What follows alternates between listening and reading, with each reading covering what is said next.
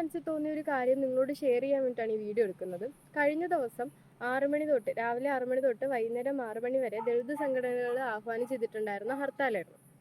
ഹർത്താലിന്റെ ഇതുമായിട്ട് ബന്ധപ്പെട്ട് ഒരുപാട് ജനജീവിതത്തിനെ അത് ബാധിച്ചിട്ടുണ്ട് ഹർത്താൽ. എന്ന് വെച്ചാൽ പൊതുജനങ്ങൾക്ക് യാത്ര ചെയ്യാൻ പറ്റുന്നുണ്ടായിരുന്നില്ല, വണ്ടിയൊക്കെ തടഞ്ഞു, അങ്ങനെ ഒരുപാട് കേസുകളൊക്കെ. പക്ഷേ കേരളത്തിൽ ആദ്യമായി ഹർത്താൽ നടത്തിയതുപോലെയാണ് കേരളത്തിൽ ജനങ്ങൾ ഒരുമാതിരി നെഗറ്റീവായിട്ടാണ് സോഷ്യൽ മീഡിയയിലൊക്കെ കിടന്ന് പറഞ്ഞുകൊണ്ടിരിക്കുന്നത്. എന്തുകൊണ്ടാണ് ദളിത് നടത്തുന്നതുകൊണ്ടാണോ ഇത്ര റിയാക്ഷൻ വീഡിയോസ് ഒക്കെ ഒരുപാട് പുറത്തു വരുന്നത്?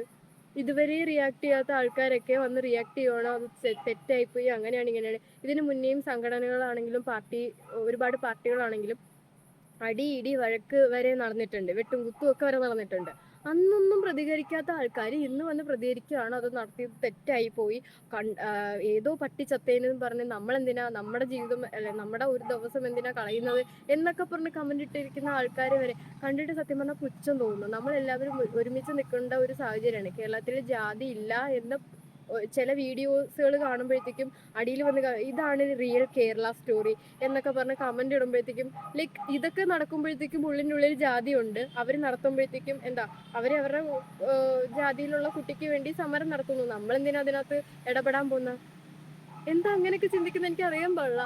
അതുവരെ ഹർത്താൽ എന്ന് പറയുമ്പോൾ തന്നെ കേരളത്തിന് വീട്ടിലിരിക്കാം, അന്നൊരു ഹോളിഡേ എന്ന് വിചാരിക്കുന്ന കേരളം കഴിഞ്ഞ ദിവസം ഹർത്താൽ നടത്തിയപ്പോൾ എല്ലാവരും ജോലിക്ക് പോയി. അതിന് സഹകരിക്കുന്നൊന്നും ഞാൻ കണ്ടില്ല. ഇവിടെ വണ്ടിയൊക്കെ ഓടുന്നുണ്ടായിരുന്നു, ഒരുപാട് സ്ഥലത്തൊക്കെ തടഞ്ഞവരെ പോലീസ് പൊക്കി, കോടതി സ്വമേധയാ കേസ് ഫയൽ ചെയ്തു, അവർക്കെതിരെ നോട്ടീസ് അയച്ചു.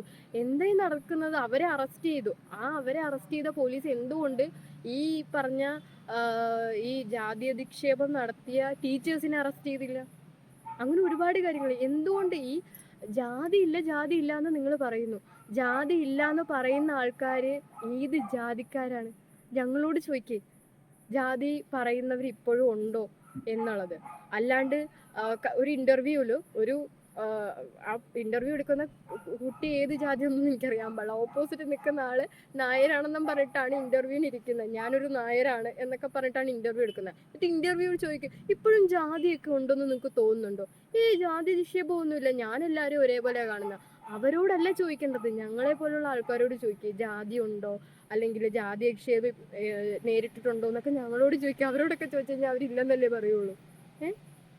ഞങ്ങളെയൊക്കെ കാണുമ്പോഴത്തേക്കും എല്ലാവർക്കും ഒന്ന് പ്രതികരിക്കാൻ പാടില്ല? ഞങ്ങൾക്ക് ഹർത്താലിനെതിരെ, ഞാൻ ഹർത്താലിന് സപ്പോർട്ട് ചെയ്ത് സംസാരിക്കുകയല്ല, ഹർത്താലിന് ഞാൻ എതിര് നിൽക്കുന്ന ഒരാളാണ്. ജനങ്ങളുടെ ജീവിതം ഇങ്ങനെ ഒരു തടയുന്ന രീതിയിൽ ഹർത്താൽ നടക്കുക, ബന്ദ് നടക്കുക എന്നൊക്കെ പറഞ്ഞാൽ ഞാൻ പൂർണ്ണമായിട്ടും എതിർക്കുന്ന ഒരാളാണ്. പക്ഷേ ഞങ്ങൾ നടത്തിയപ്പോൾ മാത്രം, അതായത് ഇങ്ങനെയുള്ള സംഘടനകൾ നടത്തിയപ്പോൾ മാത്രം ഇത്ര പ്രതികരണശേഷി എല്ലാവർക്കും വന്നത് എന്ന് മനസ്സിലാവുന്നില്ല. എനിക്ക് തോന്നിയൊരു ഡൗട്ടാണ്. നിങ്ങൾക്ക് അങ്ങനെ എന്തെങ്കിലും തോന്നിയായിരുന്നു?